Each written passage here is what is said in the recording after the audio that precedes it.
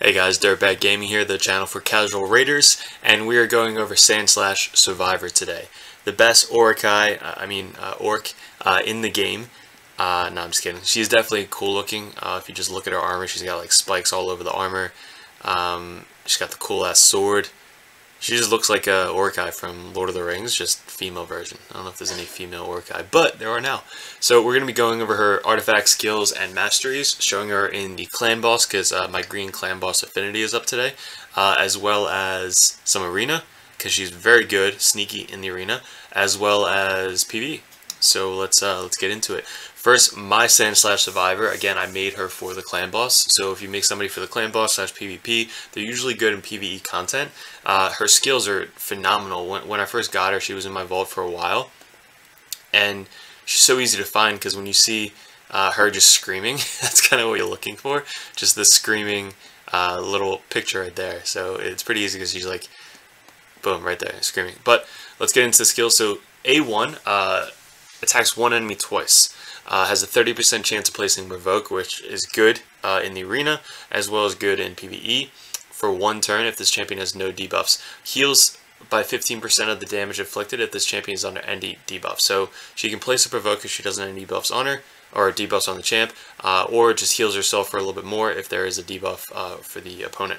All of her skills are based off defense. She is defense champion, which makes it even better. Her A2 is what she is going to be using the most. It attacks all enemies, decreases the duration of all enemy buffs by one turn, and increases the duration of all ally buffs for one turn. Now with this skill, you don't need accuracy for your increases, but you would need accuracy for the opponent's decreases. So if you want to decrease the clan boss attack spell, or the people in PvP, you can do that, but she's mainly going to be increasing her own party's skills or spells by one turn for the duration. So she pairs really well with anybody that has a one turn buff. Like I use her in my clan boss with this guy, Grizzled, because Grizzled has a block debuffs for one turn. So pairing her with that guy, she can increase that to 2 turns for the green affinity clan boss, which I'll show you guys, to make it survive a little bit longer, or block the buffs a little bit longer. So, and it's an AoE, which is great. So it's a 3-turn cooldown. You're going to want to book that down to a 3-turn cooldown if you're going to use it for the clan boss, just to make sure the rotation is good. So that's why I booked her up for that. I didn't really need these two. It's really just to get this down to 1. This is also good to book as well because it's a 4-turn cooldown. This saves you in clutch moments, and it saves you in the PvP as well. Places a 50% ally protection buff on all allies for 2 turns. Also, any allies HP drops below 50%. Also places, so anybody who gets like a hit or an AoE hit that drops them below 50%, it's going to put ally protection on everybody and put a block damage buff on her, so she's not going to take any damage. This helps in the clan boss, this helps in PvE, and this also helps in PvP, which is why she's sneaky, because most people forget about this spell. So if they try to nuke down your team and you add a defensive team or go second team, they're just not going to die. It's awesome when it works. Her ratings, pretty good all around. The clan boss, again, really what she's known for. Faction Wars, she's going to dominate the Faction Wars team. Once I got her, I built her up to 60 and put her in the Faction Wars right away, and it kind of boosted me up 2-3 levels. And Aura is pretty good. Increases ally defense in all battles, which is phenomenal, by 25%. So she is a defensive-based champion, which is great. Her masteries, I built her in defensive and attack. If you wanted her to hit her A2 or her A1, you can go with the support tree. I wanted her in the clan boss, so that's why I kind of built her for defensive and offensive. So defensive, we went all the way down to the counterattack. I would do this one next, either this one or this one, just kind of do a little bit more damage in PvP. But if you want to just for the clan boss, you're going to want to get down to this one to counterattack if there's any stuns or debuffs. So this one has a 50% increase, so you don't need that for clan boss. So if you want to just do damage, go for this. If you wanted to counterattack a little bit more, you want to do this one. So, but you want to get her down to War Master. She has a 2-hitter on her A1, so this is going to be good for the clan boss, and kind of just healing a little bit more with this one. So we do have her in a lifesteal set. Again, she's my clan boss champ, so she hits pretty hard and she heals herself back up. So with the lifesteal set, we have crit rate. I want to get her up to 100% crit damage or crit rate. So speed, crit rate, HP, more crit rate, speed, Defense with speed, defense with crit rate. These two are broken sets, and then speed with the crit rate and accuracy. So she doesn't need a ton of accuracy because I'm not using her for the accuracy. I'm using her just to boost up my spells one more turn. Defense on the ring.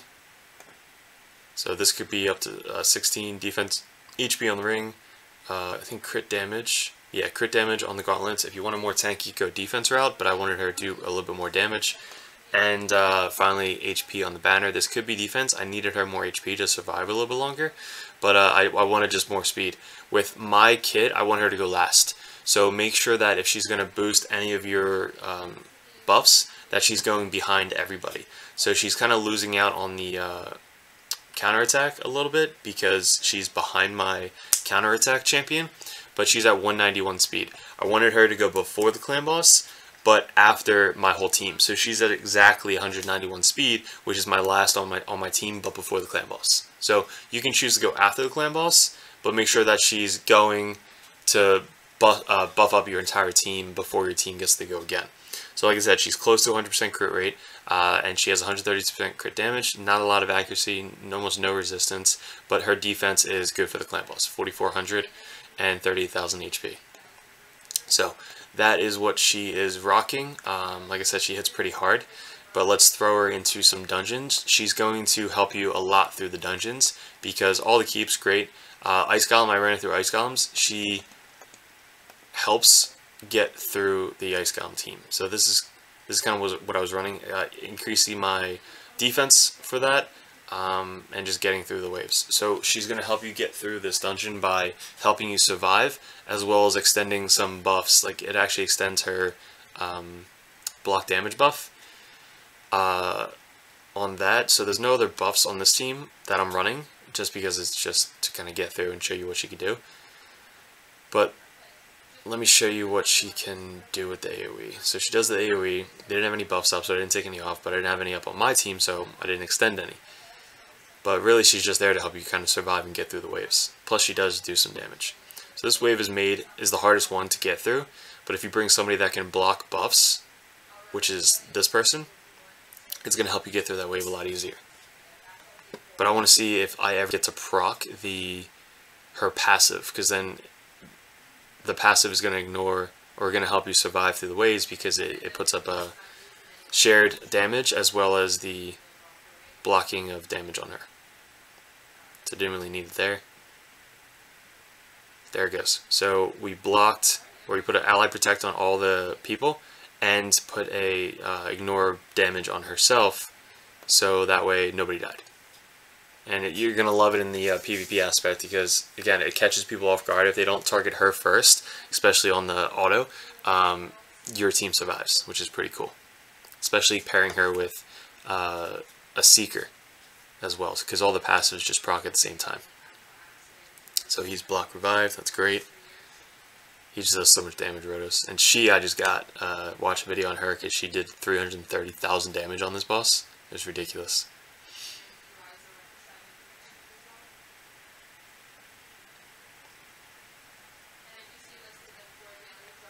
So she actually got to counterattack there. So she counterattacked and then did her A3. But I didn't have any buffs up to extend anyway. So that buff is up right there. I don't know if I'm going to be able to get to extend it again. She's at, like I said, 191 speed, so I don't know if she's going to double up the clan boss. Cool. Both ads are down, which is cool. Makes it a lot easier.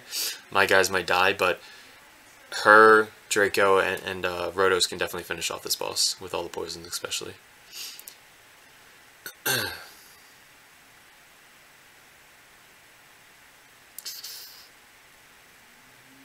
So there you go, procced again.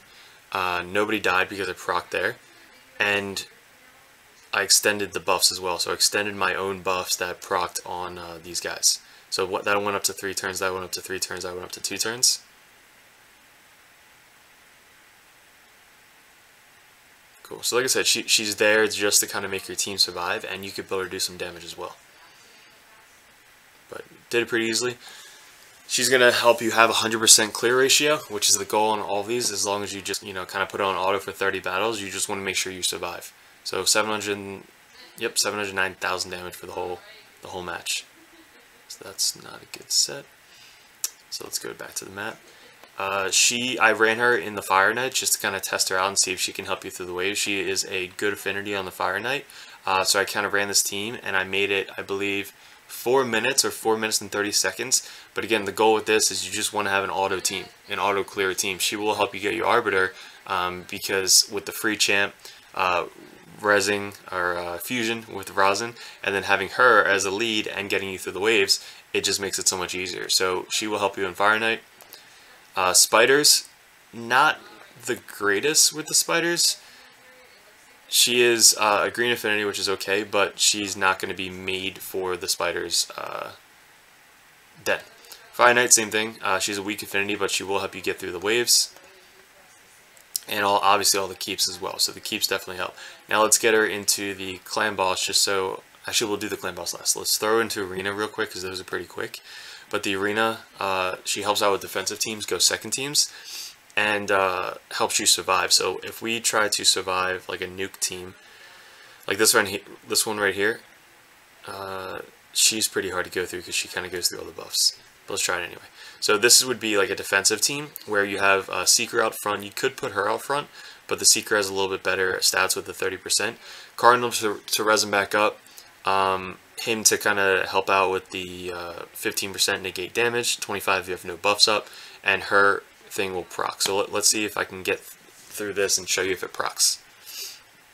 So the goal here is really just to survive the first wave. If they kill her, it won't proc anyway.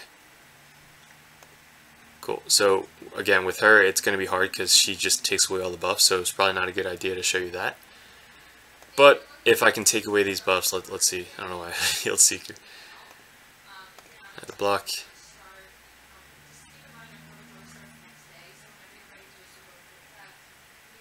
That put a provoke up on her, so I couldn't use my A3. Gets him, maybe kill some more people. Alright, cool. So that was a bad example because she takes away all the buffs, so let's try to find somebody else. Alright.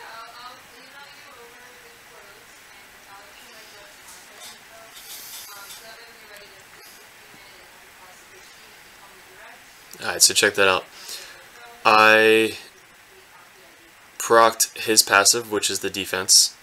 His thing, minus 15 damage for all the attacks, and her thing proc, so she didn't take any damage because of the block buffs, or block damage, and I put up the shared damage on everybody. So they're taking 50% less, they have a 60% increased defense, his 15%, and she doesn't take any damage. So this combo is ridiculous.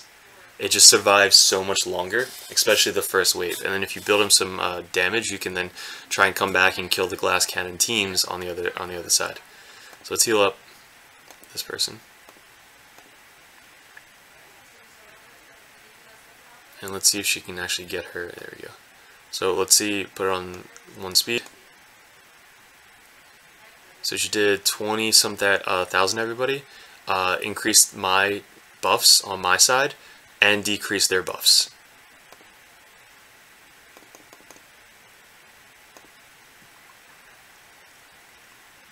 And it works on auto too, so if you put that on auto, she'll do her A3, which is good. Let's just try to do some more damage. That's provoke, so they're probably going to kill her. Provoke's going to go away. So let's try and kill that before she reses everybody up. Cool, so A1 does 7k. Just enough to kill everybody. Res up the Seeker? Sure, res up the Seeker. We'll put a provoke on this chick. She doesn't have enough to kill the whole team. So, and we'll do some damage.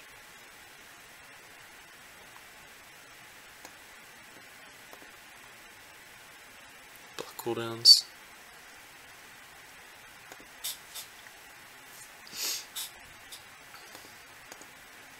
Let's put this on auto.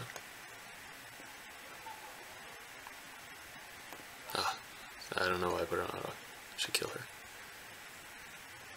So she counterattacked that time, and then got to go again because of the masteries. Heal her up. Do that, and then do that. So that was a weak hit. She's a green affinity. But she got the job done. So her being on here saved my whole team from all the nukes. And you know how hard that guy nukes. So that was the example. That's what she could do for you in PvP. Is she's great for 3v3. She's great for a defensive team, and even if you just put her with a ton of like an Arbiter or like other DPS type champions, it's going to help them survive a little bit longer and potentially survive their nuke, so that way you can nuke as well. So great for defensive, great for 3v3. Now mainly you're going to be using her in the clan boss, especially for the green affinity. She could be used for any of the affinities, but mainly the green one to help you get through that minus speed debuff as well as the stun. So this team I have set up right here, it's going to extend his buff to give me the block buffs on both my minus speed and also the stun. So I'll throw in here, you can use her with Bad L to extend the healing. You can use her with counter attack champ like this guy to extend his counter attacks. So let's take it off auto. Cool, so notice that he has to go before she does to extend this, but it doesn't happen on the first turn. So you have to know when it happens. It happens on the second turn. I have a whole video on this guide, so if you want to know how to beat this guy by doing like a 3 key, potentially a 4 key, most of the time 3 key, go watch that video. I'll link it in the channel above. So we don't want to do the A2. We want to do this. And then this round, we're going to try and block the minus speed. And then we'll see what we extend. So if I put this up, he's going to do his A1, he's going to do his A1, and then he has to put up the block buffs right here, and then she's going to extend it. So notice all of the buffs here. Let's see which ones we extend. So it attacks it as well. So attack, extended all of them. So extended the block buffs, so block buff, block buff, block buff, block buff, and extended also these as well. So they get to counter attack a little bit more. And now you can put this on auto, because they're all speed tuned and they're all 3 cooldowns, so it should just run automatically. So it blocked that buff as well. He's the weak affinity, so it's always going to go after him, but it blocked the stun. Even with him, he takes away a debuff every turn, but it doesn't take away the cooldown thing. So if he gets stunned, it'll mess up the rotation. So you still want to make sure that he doesn't get stunned. So let's see it happen again. So he puts that up, she extends it, so it goes from 1 to 2 turns. So block the speed debuff or decrease, and then it's going to block the stun next turn.